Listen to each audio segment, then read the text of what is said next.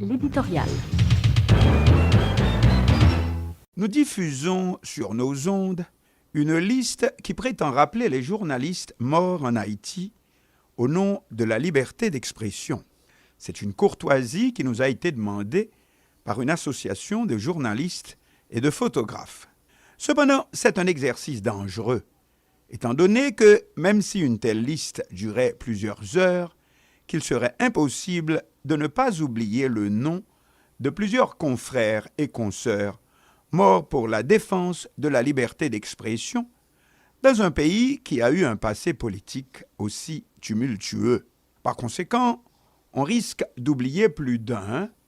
En même temps, on risque aussi l'accusation de n'avoir mentionné que les noms de ceux qu'on aime. Par exemple, la liste diffusée sur les ondes fait une large place aux confrères plus récemment disparus. C'est normal, c'est juste. On y trouve Pétion Rospide de RSF Radio Sans Fin, tué par balle le 10 juin de cette année. Plus récemment, Néhémie Joseph, journaliste de Mirbalais, Centre, dont le corps criblé de balles est retrouvé dans le coffre de sa voiture. L'année dernière, c'était le photojournaliste Vladimir Le Gagneur, porté disparu sans laisser de traces. Depuis Duvalier, jamais un pouvoir n'avait été aussi néfaste pour la presse que l'actuelle administration Jovenel Moïse. Des organisations de journalistes ont relevé jusqu'à 50 cas de persécution dans tout l'ensemble du pays. De plus, aucune suite n'a été donnée à ces assassinats ou disparitions. Aussi est-il encore plus risqué aujourd'hui de s'engager à publier des listes de victimes.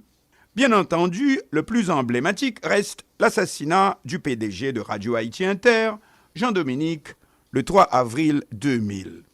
On mentionne aussi dans la liste les assassinats de Brignol-Lindor, le 3 avril 2001, dans une localité proche de Petit-Gouave et au milieu de la quasi-guerre civile qui a précédé le renversement et le départ en exil du président Jean-Bertrand Aristide le 29 février 2004, et de Jacques Roche, journaliste et poète, enlevé le 10 juillet 2005, et dont le corps inanimé est retrouvé abandonné 5 jours plus tard.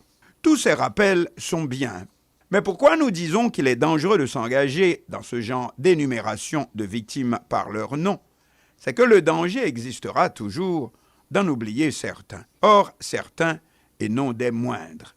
Alors que l'on remonte à celle qu'on présente comme la première victime de la dictature Duvalier, Yvonne Hakim Rimpel, kidnappée et torturée dans les premiers jours du régime Tonton Macoute, comment peut-on avoir oublié Gassner Raymond, qui est le symbole même de la lutte pour la liberté de la presse, et la presse telle que nous la vivons aujourd'hui, enlevé dans un véhicule de la police politique le 1er juin 1976, son corps supplicié est retrouvé à Brache, près de Léogane, sans prendre la peine de faire disparaître sa carte de journaliste lors au petit samedi soir.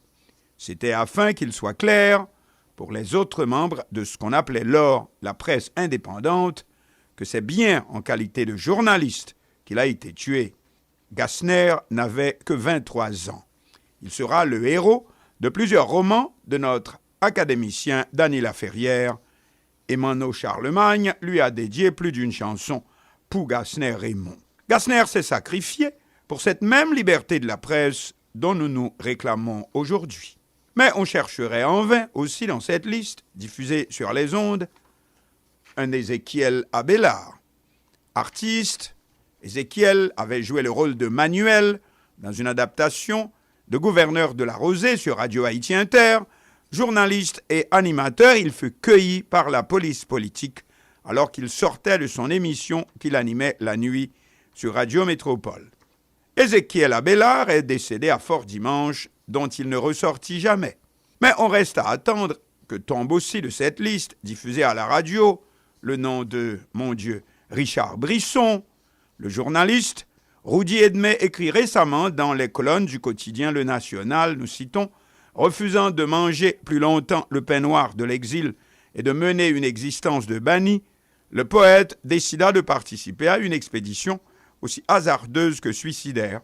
il avait débarqué à l'île de la Tortue avec pour toute arme son micro. Fin de citation. Au nombre des confrères et consoeurs envoyés en exil en novembre 1980 par la dictature de Jean-Claude Duvalier, Richard revint sur la terre d'Haïti 2 années plus tard dans le cadre d'une tentative d'invasion sous les ordres d'un certain Bernard Sansaric. Alors que celui-ci restait au large, Richard débarqua et fut aussitôt fait prisonnier par les militaires et les tontons macoutes, qui ne se contentèrent pas de le tuer, mais lui firent subir les pires tortures.